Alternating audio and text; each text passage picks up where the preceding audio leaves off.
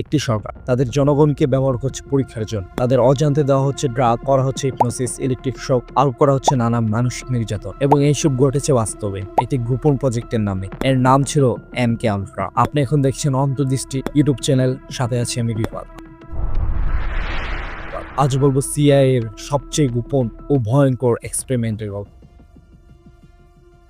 MK ultra কি? 1950-এর দশকে স্নায়ুযুদ্ধ চলাকালীন সময়ে আমেরিকার সরকার উদ্বিগ্ন ছিল। তারা ভয় পেত যে সোভিয়েত ইউনিয়ন, চীন এবং উত্তর কোরিয়া মস্তিষ্ক নিয়ন্ত্রণ বা মাইন্ড কন্ট্রোল টেকনোলজি ব্যবহার করছে। এর জবাবেই ক্রাইম ইন্টেলিজেন্স এজেন্সি বা CIA চালু করে তাদের গোপন প্রজেক্ট MK আলট্রা। এর মূল উদ্দেশ্য ছিল এমন একটি প্রযুক্তি বা পদ্ধতি আবিষ্কার করা যার মাধ্যমে তারা মানুষের চিন্তা ও আচরণ নিয়ন্ত্রণ করতে পারবে। এটি ছিল এক ধরনের সাইকোলজিক্যাল ওপেন তৈরি করার চেষ্টা। কিভাবে এই পরীক্ষা চলতো? এই প্রজেক্টে প্রায় 80-রও বেশি প্রতিষ্ঠান ও হাসপাতাল যুক্ত ছিল। তারা LSD, বার্বিচুরিস, অ্যামফেটামিনস, হিপনোসিস, সেন্সরি ডিপ্রিভেশন, আইসোলেশন, এমনকি টর্চার পর্যন্ত ব্যবহার। এই পরীক্ষায় শিকার হতেন বেশিরভাগ মানসিক রোগী, বন্দী, কলেজ ছাত্র, এমনকি CIA-দের নিজেদের এজেন্টরাও। তাদের অজান্তে দেওয়া হতো ড্রাগ। একজন CIA কর্মী ফার্ন কলসন একটি পরীক্ষার পর মানসিকভাবে ভেঙে পড়ে। এরপর তিনি একটি বিল্ডিং এর 10 তলা থেকে লাফ দিয়ে মারা যান। এখন আপনার মাথায় প্রশ্ন আসতেই পারে, কিভাবে এই সিক্রেট প্রজেক্ট ফাঁস হলো?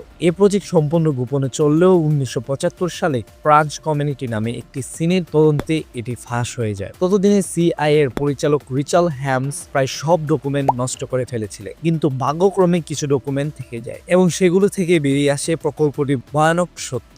আমেরিকান জনগণ হতবাক হয়ে যায় কিভাবে সরকার নিজ জনগণের উপর এমন অমানবিক পরীক্ষা চালাতে পারে। আজকের দিনে এর প্রভাব, MK আলট্রার ঘটনা আজও প্রভাব ফেলেছে রাজনীতি, গণমাধ্যম এবং পপ কালচারে। এই প্রজেক্ট নিয়ে তৈরি হয়েছে সিনেমা সিরিজ, যেমন সবচেয়ে পপুলার সিরিজ হচ্ছে stranger things, the man who star at god ইত্যাদি। অনেকে বিশ্বাস করেন এর অনেক সাব প্রজেক্ট আজও অন্য নামে গোপনে চলছে। কেউ কেউ বলছে এটি শুধুই শুরু ছিল। এমনকি মাইন্ড কন্ট্রোল অ্যাসাসিন বা স্লিপার এজেন্ট তত্ত্ব তৈরি হয়েছে MK আলট্রা থেকে। এই ছিল MK আলট্রার ভয়ঙ্কর ইতিহাস, যেখানে বাস্তবতা হয়ে উঠেছিল সায়েন্স ফিকশন থেকে বেশি ভয়াবহ।